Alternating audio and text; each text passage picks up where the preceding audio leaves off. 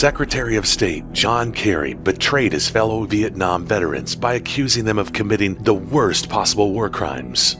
Kerry received 3 phony Purple Heart medals after lying and exaggerating about his brief combat duty in Vietnam. Kerry served in Vietnam for only 4 months and rarely saw real combat.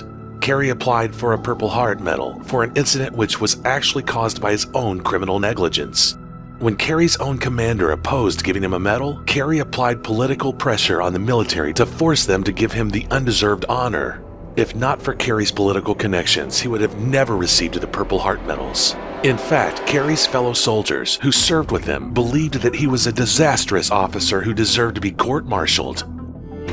They had personally raped, cut off ears, cut off heads.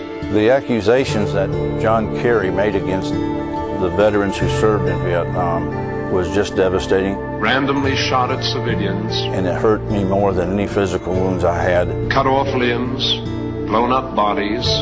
That was part of the torture, was to sign a statement that you had committed war crimes. Razed villages in fashion reminiscent of Genghis Khan. John Kerry gave the enemy for free what I and many of my comrades in North Vietnam in the prison camps took torture to avoid saying.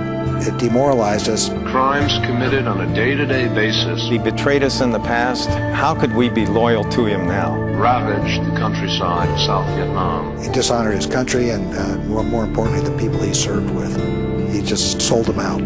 Kerry asked to leave Vietnam only after 4 months. When he got back to the U.S., Kerry formed a group called Vietnam Veterans Against the War, a pro-communist organization that supported America's enemies while American soldiers were fighting and dying on the battlefield. The traitor Kerry and his traitor organization attended numerous demonstrations together with Hanoi Jane Fonda, who went to communist North Vietnam to help fight against U.S. soldiers.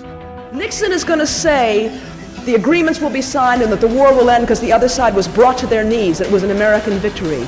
And we, as political people, have to be sure that we don't ever stop until the people in this country understand that it's been an American defeat, hard as it is for Americans to accept. A third world, underdeveloped country with no industry, 90% of whose people are peasants, has defeated the mightiest imperialist power in the world.